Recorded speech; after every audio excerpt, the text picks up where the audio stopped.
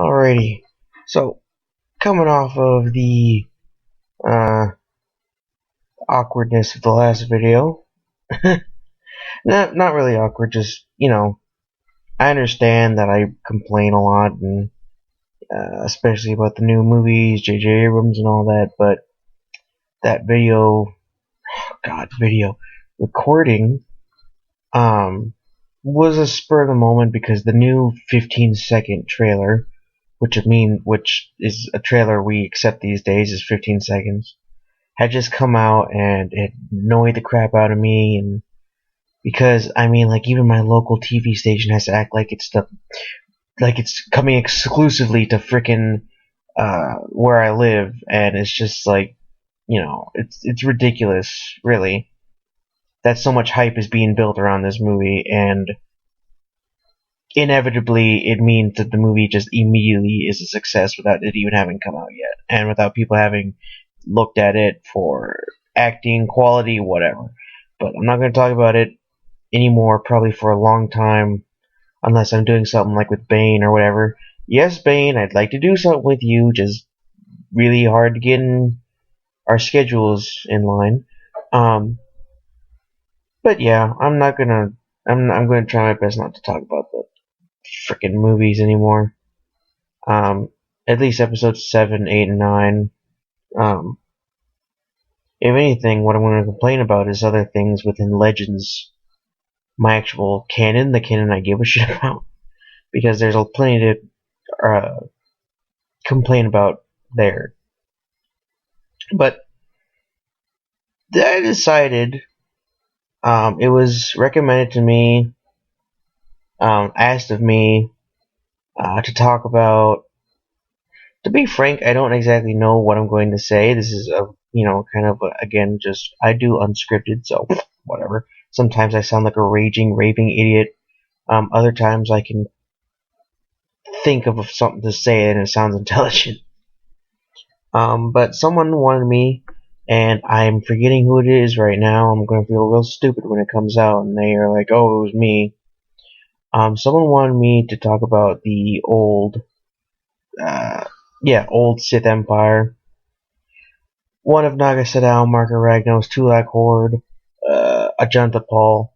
And I guess what I plan on doing is kind of a little bit summarization, but I'm not going to give you the whole story. Because, you probably already know the whole story. And kind of talk about just things about it, just, rather quickly. This is probably going to be a shorter than usual video recording. God damn it. Because actually, this is a subject I really enjoy, so I shouldn't rage as much as I usually do. So, I guess what's interesting to first note about the Old Sith Empire, well, they're not technically the first Sith Empire. The first Sith Empire were, okay, here's a funny thing. When we get to SWTOR time, we get the Red Sith, who are called Sith Purebloods, but in reality, the Sith Purebloods are not actually purebloods. They are the outcome of the Jedi, the Dark Jedi outcasts, the ones who were pushed out of the Order and exiled after the 100-Year Darkness, in which the Jedi basically, the Second Great Schism happened. First Great Schism has nothing to do with the Sith, so it's not even worth talking about in this video. The Second Great Schism, Jedi had a kind of basically a civil war.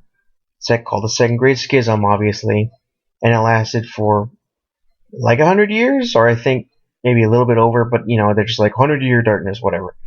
And for some reason, the Jedi thought it was a really smart idea to have these people who they defeated at the Battle of It wasn't Cordoba. It wasn't Columnus, because Columnus was the first Great Schism. Oh no, I'm forgetting. Did I say Cordoba? Did I really just mention a Spanish city in Star Wars? Oh God. Oh, somebody murder me. Yes, they went to Spain and they fought. Oh my God, my brain. Jesus Christ. Okay. No, they didn't go to Spain and have the last battle of their civil war. They went to another planet with a C as the first letter, from what I can remember. It wasn't Columbus, because Columbus was the first Great Schism's last planet they fought on. I'm blanking on it, and I swear to God, the minute the video's over, I'm going to remember what it is before I look it up. But as I was saying, the Jedi thought it was a smart idea to take the exiles, the dark ones, the dark side of Jedi, who lived, and not kill them or throw in prison or try to rehabilitate them. No, they just exile them to the outer rims, which at this point in the galaxy were like really like basically part of the unknown regions because not a lot of mapping had gone on yet.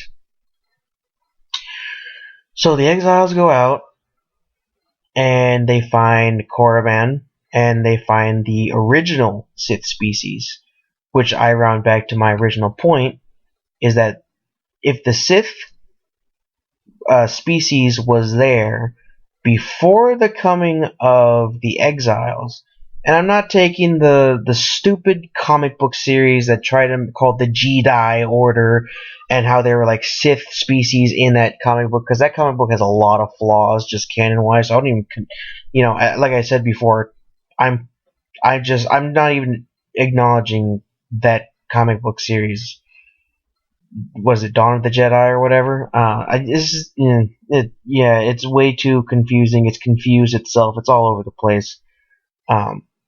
So I'm not taking that into account because it doesn't make a lot of sense why there's a Sith pureblood in that story and he looks the way he does. Because back to my point, the exiles from the Second Great Schism arrive on Korriban, and then through alchemy or through whatever means, Star Wars, not addressing the idea of sexuality again, they interbreed. Again, they say with alchemy and whatever. It's implied other means, perhaps, but who knows. They create a new kind of species of hybrids who we eventually come to call purebloods. So really, by the time of SWTOR, the Sith purebloods are really not the pure Sith as they were way before even the exiles from the Second Great Schism arrived.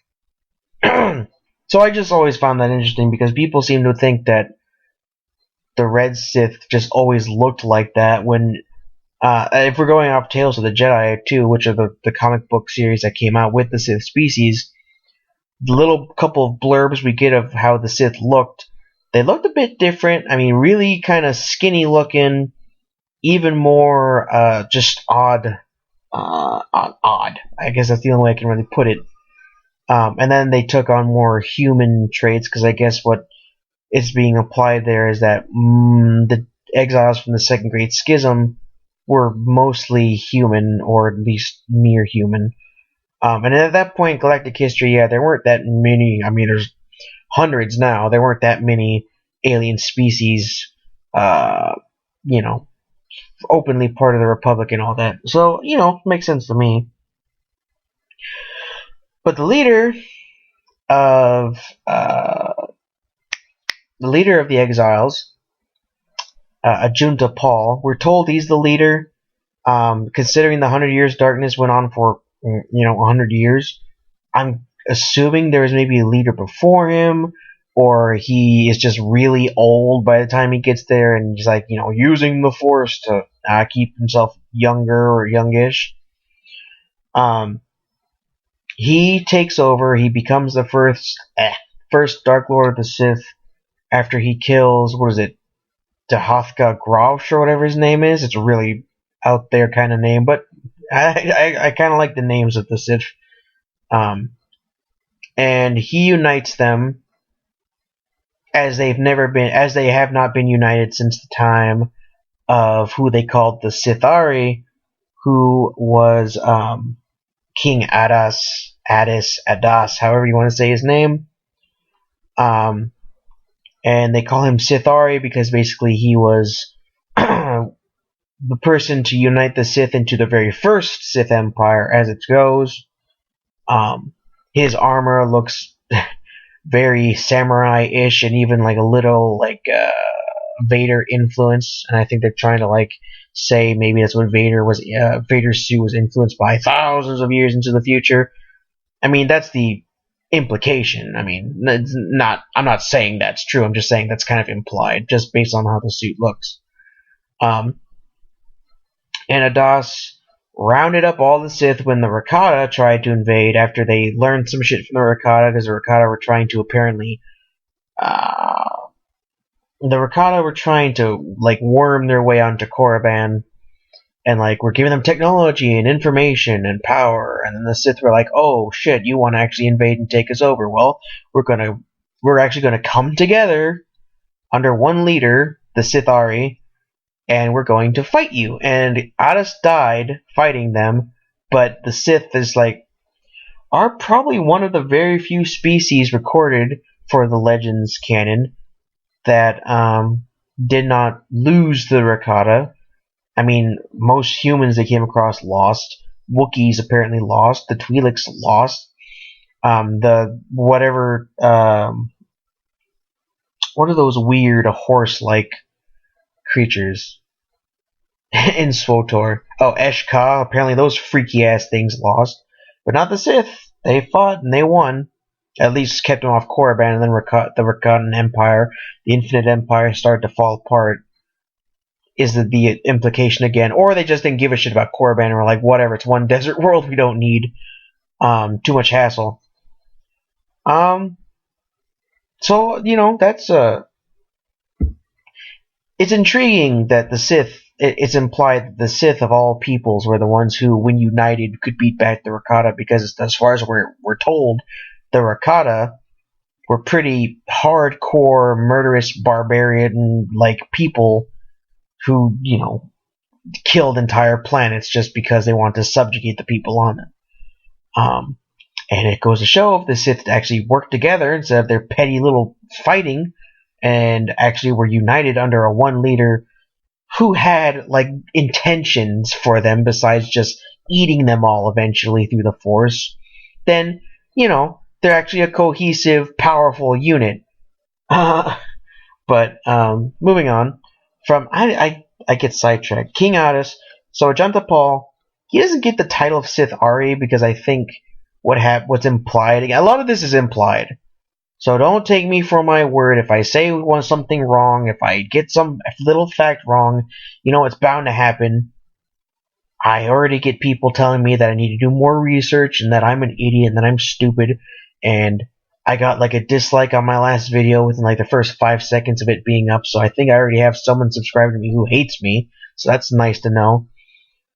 Forgive me if I don't remember every single piece of lore from Legends, because Legends is a massive fucking universe. I don't know every single little itty-bitty detail. I don't know the name of the vest Han Solo was wearing in the first movie. I don't know the name of that alien species that was sitting in the corner at the bar unless I go and look it up, okay? I don't know everything. I'd like to know everything, and I'm constantly reading about different things within Legends, so, you know, give me time, give me a break, and I will admit when I am wrong, okay? But, I mean, going on from there, I'm getting a lot of implied things, because, I mean, really, the Tales of the Jedi is basically the oldest, source of lore we have for Legends, except if you take into account the comic book series, Dawn of the Jedi or whatever. I don't count it because it's not completed yet. I don't know if it is going to be completed, and it is really confused within and of itself. So until they get their shit in order, I'm not going to really bring their whole weird lore into account. If you like those comics, fine, like them. I'm just not counting them at this moment because they're really confused in and of themselves, and I don't know if they even know where the hell they're going with all their story and stories and whatever. So I have to take a lot of what is given to us in those comics, and I have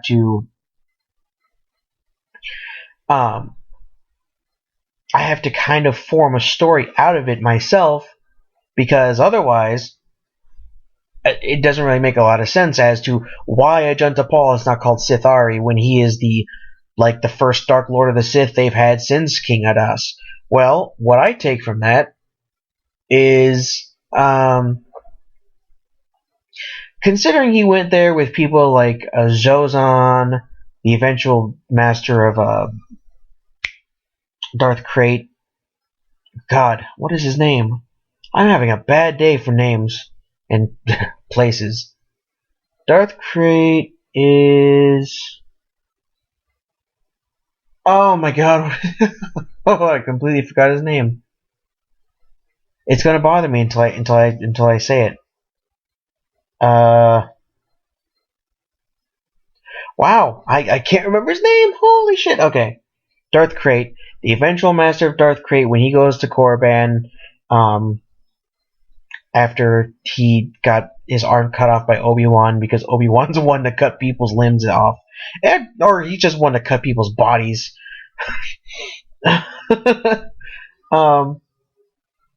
Okay, so what he went there with people like Zozan, Karnus, Mur. There's one other, Drapa. I don't know how to say his name. So I'm thinking what's implied is that Ajunta Pall was either the Sith Ari, and I just am blanking on it, or he wasn't called the Sith Ari, he was simply just the Dark Lord of the Sith. He was the leader of all the Sith, because people like Karnus, Mur, Zozan, Drapa were basically jockeying one another for more power, so the Sith weren't really united. They were like that Lord system where it's like a little power for that Lord, a little power for that Lord. If they decide to kill each other, who are we to complain? Despite the fact that if Ajunta Pall said something, it got done. That's what I'm getting. That's what I get out of it. If you get something else out of it, let me know. But that's just my interpretation of why Ajunta Pall is not himself called like the Sith Ari. Because the Sith Ari, despite what it becomes later on with like Darth Bane and this kind of like dark-sided chosen one, is really just a title. It's a title given to whoever can unite the Sith fully and totally under his control and lead them effectively and not have much, if any, dissent as Adas had when he was fighting the Rakata. And it was only formed for Adas because Adas, whatever, because he united them and led them and actually ruled them for a time, unlike Vitiate, who led them then just fucked off and let them do whatever the hell they want.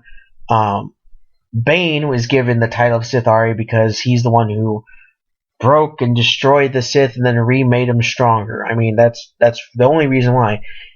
The next person up to be called a Sith Ari, if you're going to go by how he does his job, I guess would be Palpatine. But even Palpatine, with all of his Inquisitors and the hands and all the other weird little dark-sided titles that he gave to people without calling them Sith, really had a lot of dissension between or among those followers. So it doesn't really much make sense to call him the Sith Ari either, because as powerful as Palpatine is, couldn't really control all of his underlings all that well. I mean, he almost got killed like 3 times by them. Twice, I think, he had to be saved by Vader, who ironically didn't just kill him then. As to why, who knows? The movies had come out, therefore he couldn't kill them. That's the reason why. Okay, we're moving on from that. Ajunta Pall, most we know is that he moved the Sith to Zios, however you want to say it. Made Korriban kind of like the ancestral homeworld, the ancestral capital. All the tombs would be there for all the Dark Lords that mattered. Zios would be where the Sith moved and lived and ruled. Did I say ruled? Yes, I did. And build up the Empire as they slowly started to move out back into the galaxy and take over territories. They only took over about a sector by the time they actually went to war with the Republic, which is, Sith world, Sith space, whatever you want to call that sector. Ironic that they go from Korriban, which is awful desert planet, they go to Zios, which is SWTOR makes it look all like kind of foresty, a little cold, kind of like Alderaan. I always got the implication that Zyos was a really cold, kind of dreary, dead planet. But hey, if it was kind of like Alderaan, who might have complained before Vitiate came and I don't know, caused it to get all flaky. Because that's what it looks like. It looks like someone just threw ash all over it and it got flaky as hell. But I digress. Ajunta Pall then apparently dies, natural causes, because he doesn't see. There's no record of, oh, once Ajunta Pall died, there was chaos and things just went out of control. Karness Mur got put into Drapa's oubliette or whatever, or did he just die?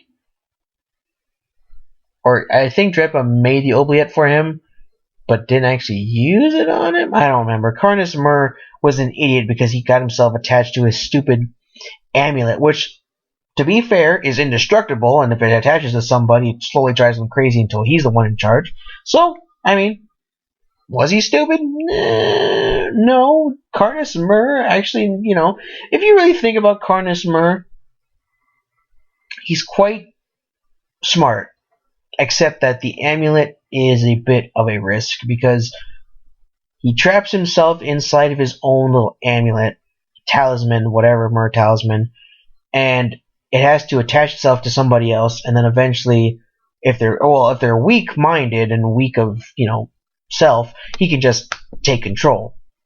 But if there's someone like Celeste Morin, who's, stronger-willed, she can fight him off, but eventually even she started to succumb to his control and his control. I mean, he was basically in control by the time that she asked Cade Skywalker to kill her. So, I mean, if he had attached himself to somebody else, I mean, he originally wanted Zane Carrick, obviously, but then Celeste Morin's like, no, I'll do it. And I guess at the moment he was like, oh, sure, Jedi more powerful, whatever. If he had managed to attach himself to someone like Darth Vader, or, just somebody, he could have had a chance at actually ruling forever, indefinitely, because the talisman didn't let that person age, apparently. Or if the person was killed, the talisman just goes and tries to attach itself to somebody else. So, unless you know the Shatterpoint ability, then if you know the Shatterpoint, which, if you don't know what the Shatterpoint is, it's what used to destroy the talisman, and the Shatterpoint finds, like, microscopic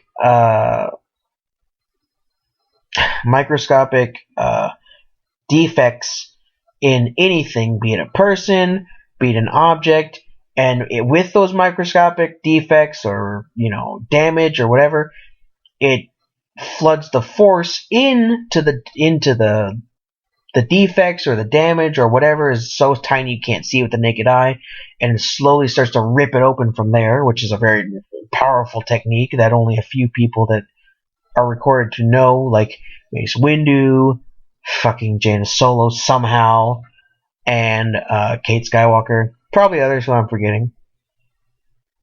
But back to the original lords, if you want to call them that. Zhozan, don't know what the hell happened to her. She probably just died and made her holocron and, whatever. Waited for someone to come along, get her holocron, and then she taught him.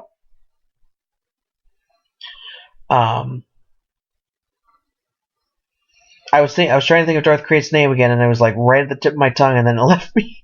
Oh no. Oh, okay. Drapia, whatever, however you say his name, I always forget. I think he was one of the Sith who got stranded on Kesh and was killed eventually.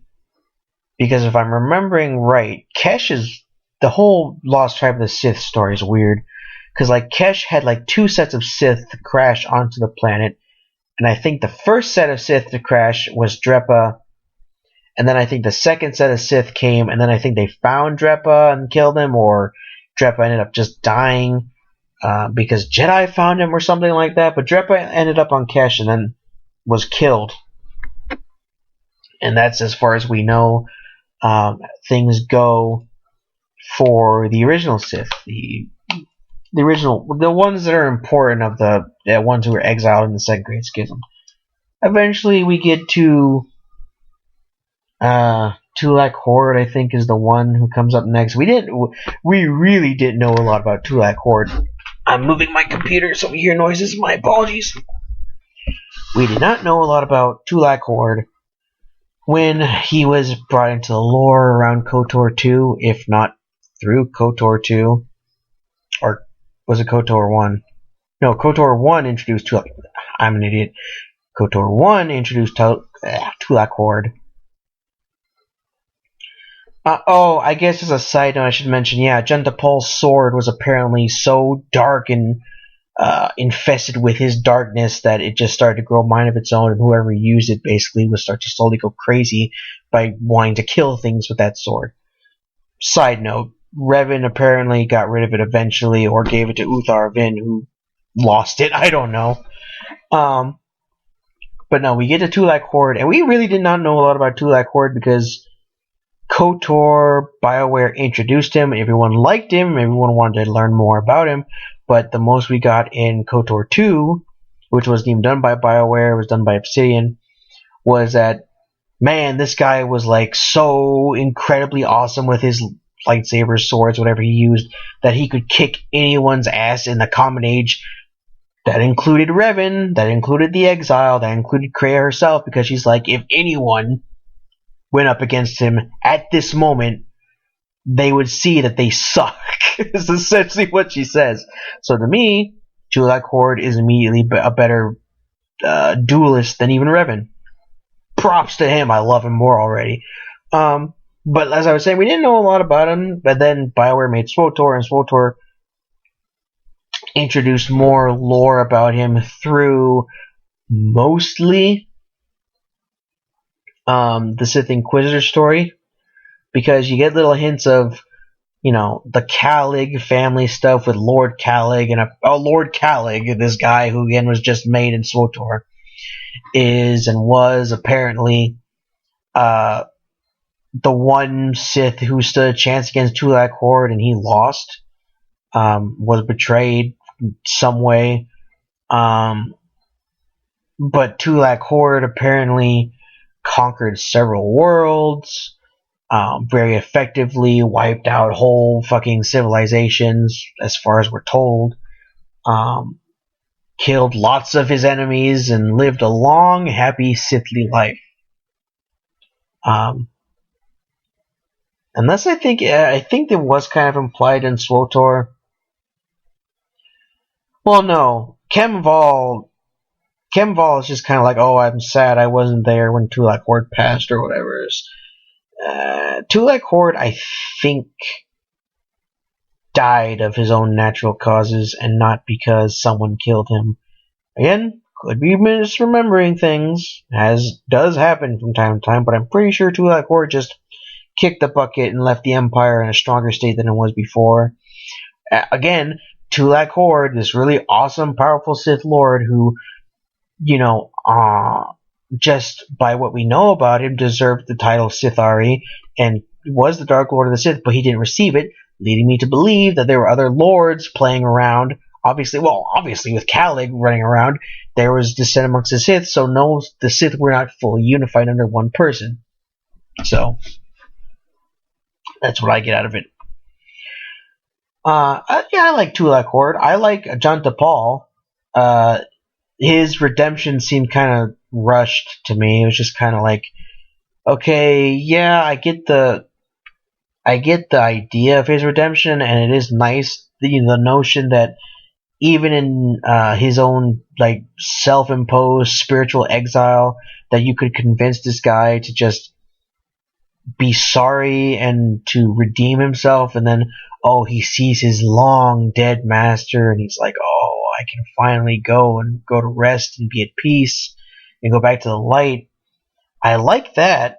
What I don't like is the idea that all someone had to do to help this evil dude who, probably did some shit during the 100 Years Darkness to become the leader of the Exiles, all it took was one conversation with one guy to help him of his misdeeds. And Kreia even brings that up in KOTOR 2, where where even the exile was like, you seem like you disapprove of what Revan did, because canonically, Revan did redeem Ajunta Pall. And she's like, yeah, a guy who did the things that he did probably didn't deserve redemption in the way that he received it. And Revan can either disagree or agree or whatever. I think Ajunta Pall deserved redemption. I just don't think one conversation with him was what should have redeemed him. But, other people can disagree. But I like Ajunta Pall. I like Tulloch Hord. We eventually get Marka Ragnos, who, again, this guy, if ever there was to be a Sith Lord who, in the Old Sith Empire, besides Adas, should have been called the Sith Ari, it should have been fucking Marka Ragnos. We know little to jack diddly on Marka Ragnos, but everybody loves the guy because this guy was just apparently the most awesome Sith ruler there was. He lived for, over 5,000 years and ruled the Empire, made it stronger than it ever was before, defeated all of his enemies, pitted them against one another, played the political game very well, was a powerful Sith sorcerer, had an awesome scepter, and apparently, he had to be at least a decent duelist if he was to survive in the kind of, Sith society that he was in. And, it's funny because we just don't know a lot about him. But as I've said before, his hype was built up, and everyone just loves Marka Ragnos because Marka Ragnos really does seem like the epitome of a Sith who just wants to rule, but also in death also make sure that his people are well managed and can continue on and not fall to the petty squabbling that it is probably bound to fall to. That's why he appeared to Naga Sadow, who some person said I said was an idiot and that he was awful. No, I didn't say Naga Sadow was stupid or an idiot. What I was saying was that Naga Sadow made some really stupid choices in his tenure as Sith Emperor. You cannot convince me that taking your full military might and invading a republic that is galaxy spanning and apparently launching attacks across multiple sectors, multiple systems, and apparently have this battle last for not so long, be under a year long, be so awful that, by the time of SWTOR, they're still like, oh shit, the Great Hyperspace War, that was some hell. We know, it seems like it lasted a freaking day. I mean, I did not call Naga Sadow stupid. He made stupid choices. I did not call him weak. He made choices that made him appear weak because he did not get to exert himself except through sorcery. Now back to my main point.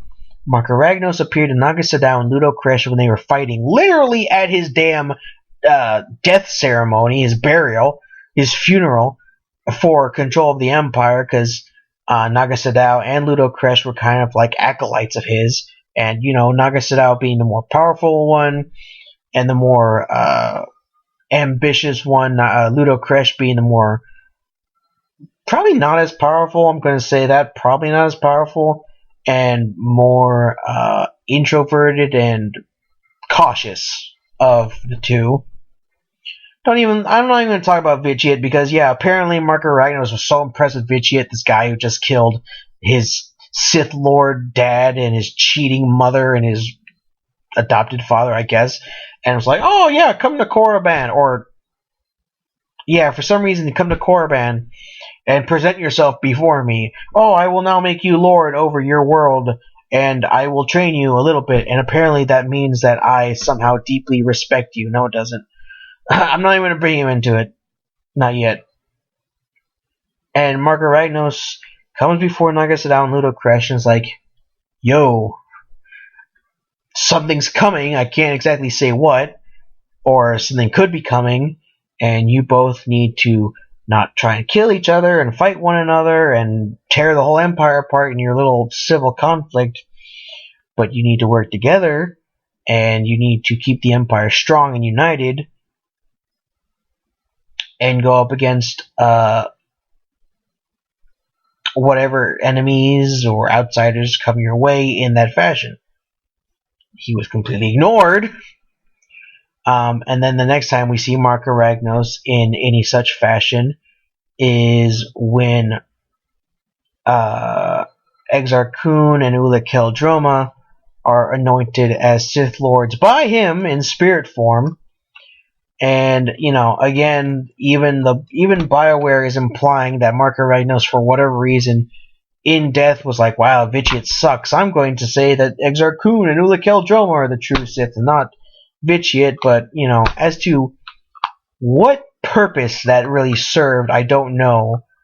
To say that Marka Ragnos doesn't like Vitiate. Who the fuck cares? Marka Ragnos is dead. He's not. He can't do anything until much later in the new, with Luke Skywalker and Jaden Core and all that stuff. Next time we see Marka Ragnos, I believe, is in Plagueis. Ironically and awesomely, because Plagueis goes to Korriban, because Plagueis is like a weird Star Wars version of a Sith atheist, I guess. And he doesn't believe in Force spirits, which, at least to us, the fans of Star Wars, we know Force spirits exist. So when you have someone inside the universe who's like, oh, I don't believe in all that Force hokey pokey shit, you just want to slap them, because not only is the evidence quite clearly there in front of them, but it is a known fact to us, the fans, that yes, there are Force spirits, both light and dark. Fucking get over it. They are there. There's Force powers. They're there. The Force apparently has a will of its own because the Chosen One prophecy was fulfilled. Get over it. It happens. I mean, jeez, it's just... I didn't think that they'd even have that kind of thing in Star Wars, but, I mean, it added a new layer to his character and depth, and I mean, it's fine. It's just kind of grating to me a little bit. But he goes to Korriban. He's trying to find Sith spirits. He doesn't find any of them. By the time he gets off Korriban, he's kind of like daisy, hazy, however you want to say it. He's kind of like loopy, I guess. And that's when the spirit of Marka Ragnos comes to him, talks to him a little bit, and then fades away. Plagueis asks him some questions, but Marka Ragnos doesn't respond to the questions, but it does seem like Marka Ragnos kind of makes like facial expressions like, well, I'm not going to answer you, or something along those lines, and then he just fades. I mean, it's awesome to me that the James Luceno, when he was writing Plagueis, was like, hey, I'm going to put fucking Marka Ragnos in here. A good choice on James Luceno's part. But I mean, I think that was Marka Ragnos. I don't know if he was trying to imply that it wasn't. I guess he's leaving it open to interpretation. But since we know Marka Ragnos has appeared before Sith before, kind of feels to me like it probably was Marka Ragnos, and all the other Sith Lords just looked at Plagueis and were like, don't give a shit about you. Especially since later on within Legends, Palpatine goes back to Korriban as his clone. He goes back to Korriban and is asking other Sith Lords, hey, can you help me stay alive forever? And all the Sith, and we're just told other Sith Lords laughed at him or mocked him or said, no, why don't you just have a tomb, or we'll give you a tomb here on Korriban. You can join us. Yeah, not really that inviting, guys. So, I mean, Palpatine had a much easier time talking to the Sith spirits. Maybe Plagueis' narrow-mindedness blocked him from being able to talk to Sith spirits. I don't know. I don't know what the implication there is. And then the next time we see Marka Ragnos, as far as I'm aware again, it is when the whole Tavion business comes up, and the Reborn, and she's trying to, she has his scepter, and she starts draining really heavily dark-sided places of the dark side energy to resurrect Marka Ragnos. Like, they even go to the ruins of, or not the ruins, is it ruins would be the word? I don't know. The system leftovers of destroyed Abyss, the deep core base planet of the clone Palpatine, which apparently had been a dark side world for decades at that point because Palpatine kept it so under wraps. And he did all sorts of alchemy experiments there. All the clones were there. He had a bunch of slaves, so the planet was pretty messed up to live on. So she goes there, she drains it. Apparently the BIS system is now just free of darkness because she drained it all. She goes to Hoth to drain, what was it? The Wampa Cave or something? I don't remember. I don't remember exactly why they're at Hoth. It's been a while since I played that game or watched someone play it. And then, didn't she? No, it wasn't Dagobah. She didn't go to Dagobah. Did she go to Dagobah and drain the cave of its darkness? That would be stupid considering that the cave came back into being a couple of stories after that. But that goes on, and then she goes and resurrects Marka Ragnos, who, out of the blue, comes out of his tomb and is like, now I will possess somebody and rebuild the Sith. I mean, of course, admittedly, if I were Marka Ragnos, I'd be like, wow, everybody since my death has fucked this up somehow. Because, mind you, this is a guy who ruled over an empire for 5,000 years and led it to relative glory, and then every single Sith after him, every single one way or another, fucked it all up and either killed the empire, led the empire to its doom, or they just failed.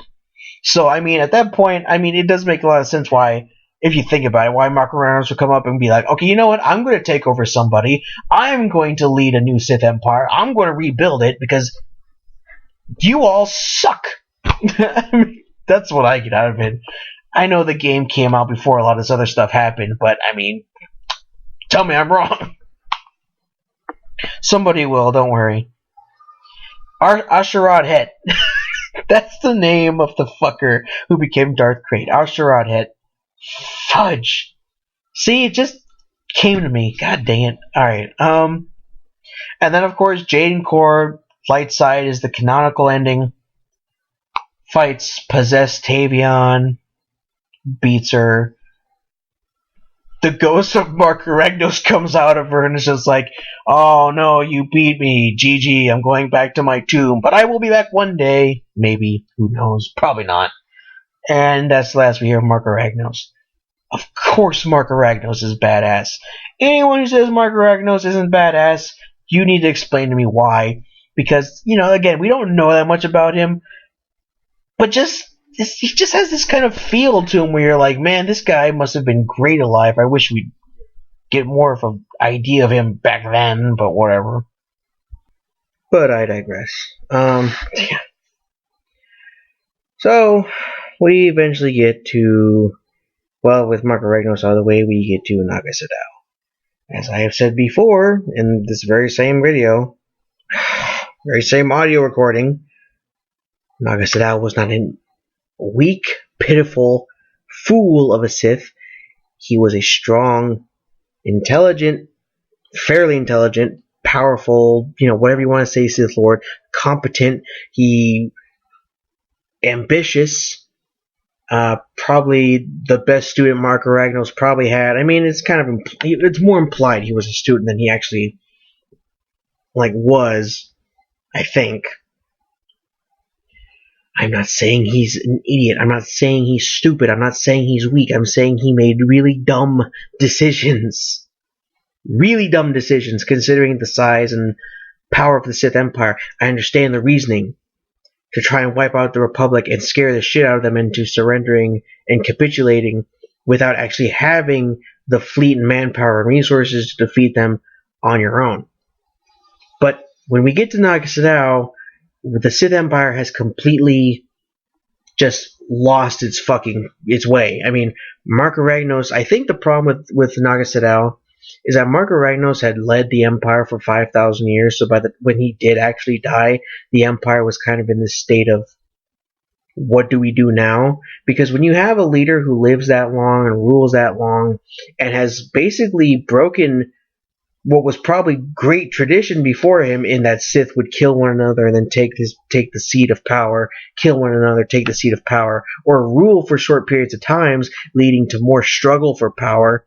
When you have a guy who's steadily in charge for 5,000 years, you start to lose the ability to successfully put competent people in charge without there being succession issues that lead to conflict and civil war that, at the end of the day, muddles the entire empire and not just the person leading it. And that's what happens, is that Naga Sadow and Ludo Kresh immediately start fighting over who needs to rule the empire. Ludo Kresh loses out to the other, the Council of Lords or whatever they are, deciding, no, we'll follow Naga Sadow, especially with the coming of Jory and Gav Daragon, which scares them to think that the Republic is preempting a fucking invasion. And Naga Sadow has Ludo Kresh assassinated. It doesn't work exactly. After Ludo Kresh comes to try and kill him, and then Naga Sadow, with Gav Daragon for some reason as his apprentice. That's another dumb decision, okay? I'm not saying he's the weakest Sith there ever was. I'm saying he made a dumb-ass decision to make Gav Daragon his fucking apprentice. Because, hey, I'm going to take a guy who is part of the Republic, part of this system that I'm going to invade and have people slaughtered, and I'm going to turn him into my apprentice and then send him to go slaughter those people for no other real reason than that, oh, hey, he has a little bit of force ability in him. He could have picked anyone from the Sith Empire and made them his apprentice who wouldn't have a problem killing people of the Republic and people of the Empress Teta system, of Empress Teta itself. But no, he goes and gets a guy who lived there to go invade the planet and butcher his own people and then have a crisis of morality. That's stupid. Was it the writer's fault? Perhaps. But inevitably, it's also the fault of the character within the universe now that he made a dumb decision. That's all I'm saying. But Naga Sadow begins the Great Hyperspace War, which, time-wise is so just irritating because, as I've mentioned many times before now at this point, in SWTOR, in the first stupid flashpoint of the Sith side, or the Empire side, you gotta get that stupid general who's defected to the Republic, and he's like, oh, the things the Republic and Empire are planning to do to each other has not been seen since the Great Hyperspace War, implying that the Great Hyperspace War had things happen in it that were so terrible and devastating that it's ingrained in the minds of both Imperials and Republicans. Okay? But as far as we're shown, yeah, Naga Sadow invades a lot of planets at once, and yeah, a lot of people died. But as far as we can see, it's a war that lasts for like maybe a day or two. But it's implied that it lasted longer. With not over a year, but longer. So that's really confused. That's really confused, really confusing. I wish the Great Hyperspace War is more elaborated on. I wish the Great Sith War is more elaborated on. I wish the Jedi Civil War was more elaborated on. Because the Jedi Civil War is, going off topic here, really frustrating, okay? Because Great Hyperspace War, Great Sith War, whatever, you get ideas of those wars. The Jedi Civil War, you get KOTOR 1, a little bit from the BioWare, pre-SWTOR journals or whatever, the diaries or Nostoral's little crap, and then we just get kind of like snippets. Oh, Revan and Malik, they went to Forost or Forost or whatever. I get, Fornost is Lord of the Rings, I know, but it's like Forost or Forest or Forest. God damn it. Whatever. They went to the same planet that freaking Ula Keldroma went to, the Great Hyperspace War, and just like he did, they stole a bunch of ships. They fought at Cernpedal, and they fought at Cernpedal again. They took over this sector and that planet. We're just told little blurbs of it, so, I would like for these things to be elaborated on. I'd like for stories concerning people within the galaxy during these time periods to come out, for us to grow to know and more characters and their struggles and their victories or losses, and what comes to be, what came to be, what could have been. But We're never going to get that. Leaving it there. And then Naga Sadow, he loses because Gav screwed him over and he broke his concentration, so now he can't project to the entire Republic the idea that they're being invaded by a powerful Sith Empire with more power than they could ever hope to stand up against. So, Gav essentially is the reason why Naga Sadow failed. So, why would Naga Sadow make this person his apprentice? For bullshit reasons that are not going to be explained. So, I don't hate Naga Sadow. I hate his fucking dumbass choices. They make him seem stupider than I'm sure he actually is. Stupider ain't even a word.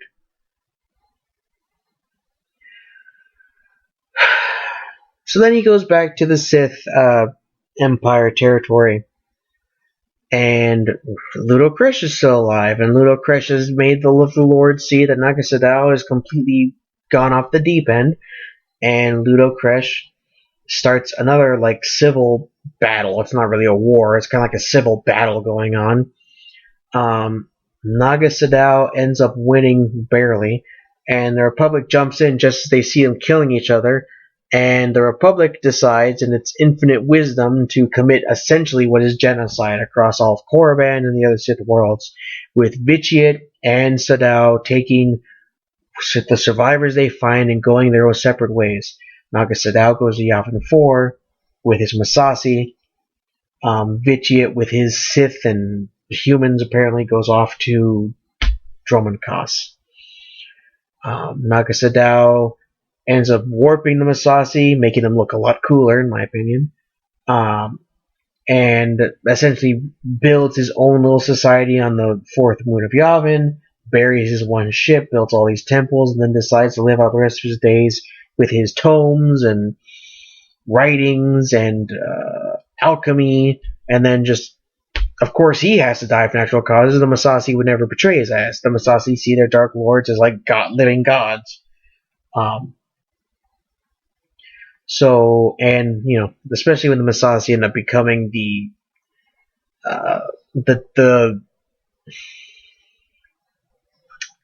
alchemically changed versions that they were, they kind of took a little bit of a brain drain too. So they were like, oh shit, it's our Lord and God, who knows? Well, we're not going to try and kill him. That'd be stupid.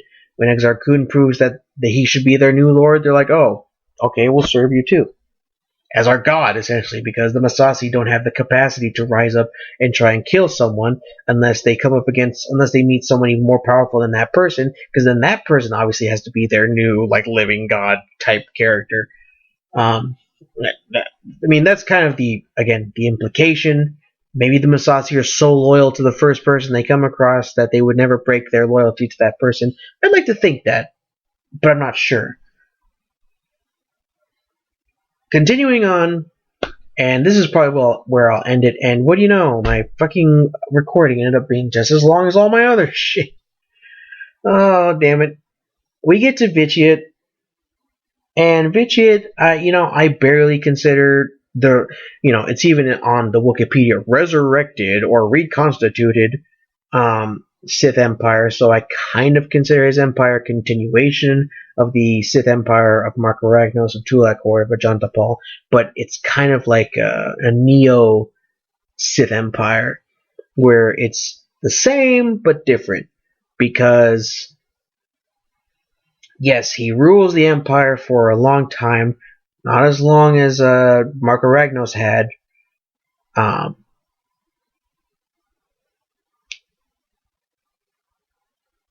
Sorry, I was just thinking about the time period of Marka Ragnos' 5,000-year rule, if that's accurate, and when the 100-year darkness happened.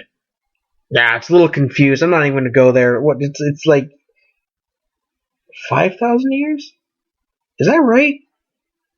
I think it's right. No. God, I'm going to sound like such an idiot.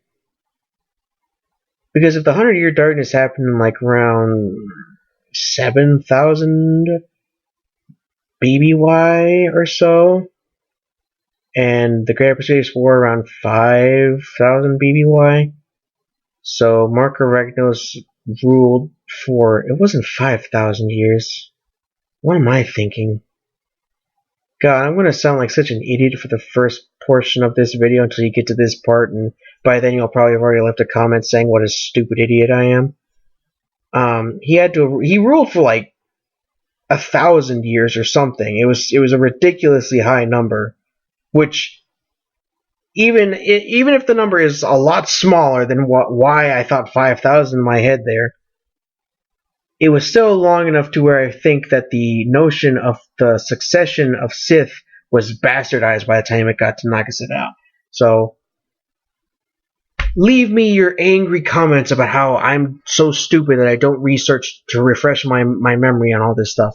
Go ahead. You know, I have thicker skin than a lot of people probably think. And really, it doesn't matter to me if you think I'm stupid, because, hey, I just recognize that I mess up all my time. Doesn't matter to me. Getting back to Vitiate, though, I don't know. I guess maybe he did rule a little longer than Marka Ragnos, or he didn't. I don't know. I don't care, because Vitiate is a bastardized. Same thing between him and Marka Ragnos. They bastardized the whole Sith rulership. They make it well, more Vitiate on Vitiate's part. Marka Ragnos, I don't know about him, because he eventually did die. Vitiate bastardized the succession. He turned the Empire completely inwards on him and nobody else. He kept kind of the same system that we see Naga Sadow having to deal with, where there's a Council of Lords. He called it the Dark Council or whatever.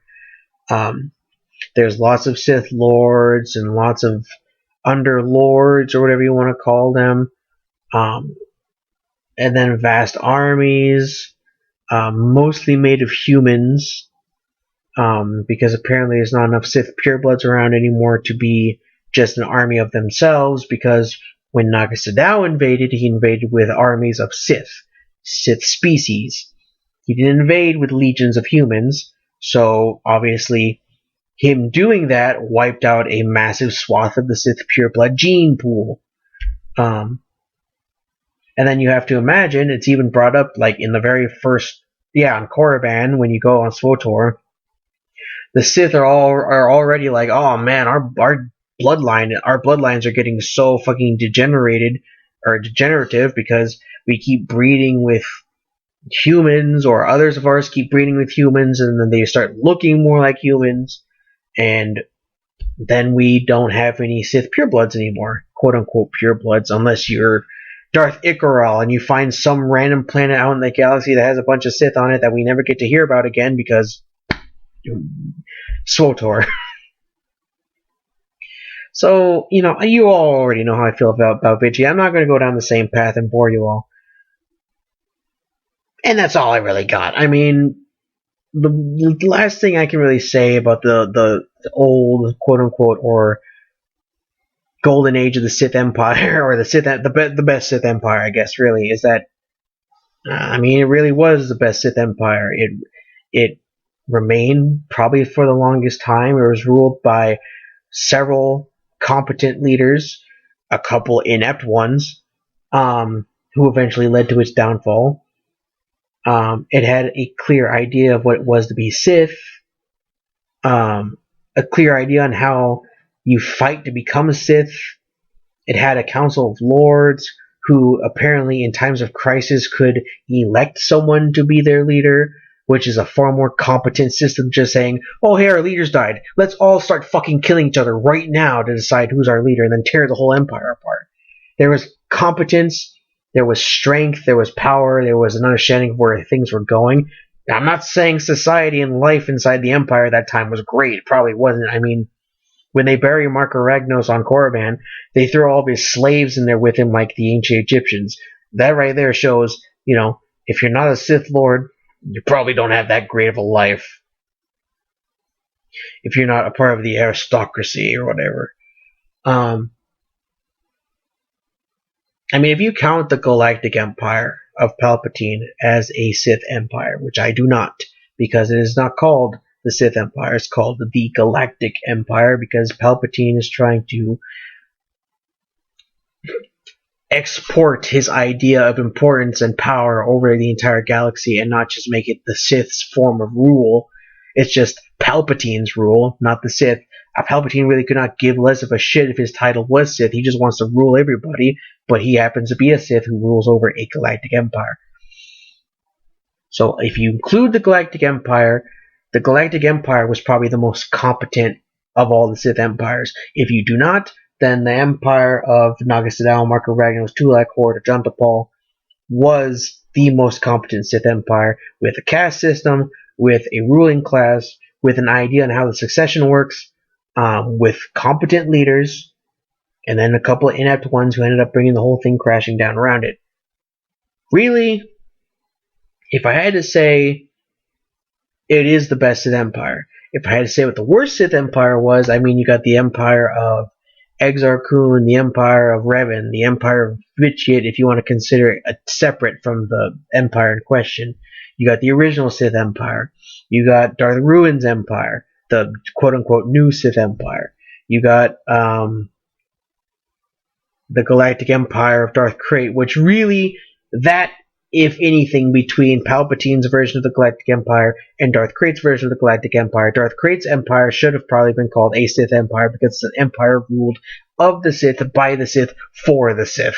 So, I mean, that one was probably highly incompetent. That one was highly incompetently led, probably even more so than Vitiate's empire, if I'm going to be honest. So, I mean, I don't really know. To me, it feels like maybe Darth Krayt's is probably the worst led Sith Empire, while Marka Ragnos' empire was the best led Sith Empire until you get to about Darth Vitiate or Naga Sadow, because Naga Sadow, whether you like it or not, is the reason why the empire fell apart. So, an hour and some in. That's my long... Apparently, I did exactly what I didn't want to do, my kind of monologue on the old empire. No, not the entire old empire, obviously, but what I know about it, what I get from it, how I feel about things. If you liked this type of thing, let me know. If you didn't like it, if you thought I rambled on and you didn't like what I was talking about or whatever, let me know that too. Tell me how I'm a horrible Star Wars fan and need to get better. Tell me how I need to stop making videos and recordings and whatever, and I'll take it all under consideration. Trust me. But until that time, you will all hear me ramble again soon, I promise. I hope you enjoy. Like, favorite, and subscribe, guys. Wow, I'm becoming such an important YouTuber. I have 172 subscribers. I'm not that important. I don't know if I ever will be. But man, if I ever do become YouTube rich, I'll be so cool. You see. I'm never doing that again. Alright, I'll talk to you. I will talk to you all later. Yeah, that's what I want to say. Peace.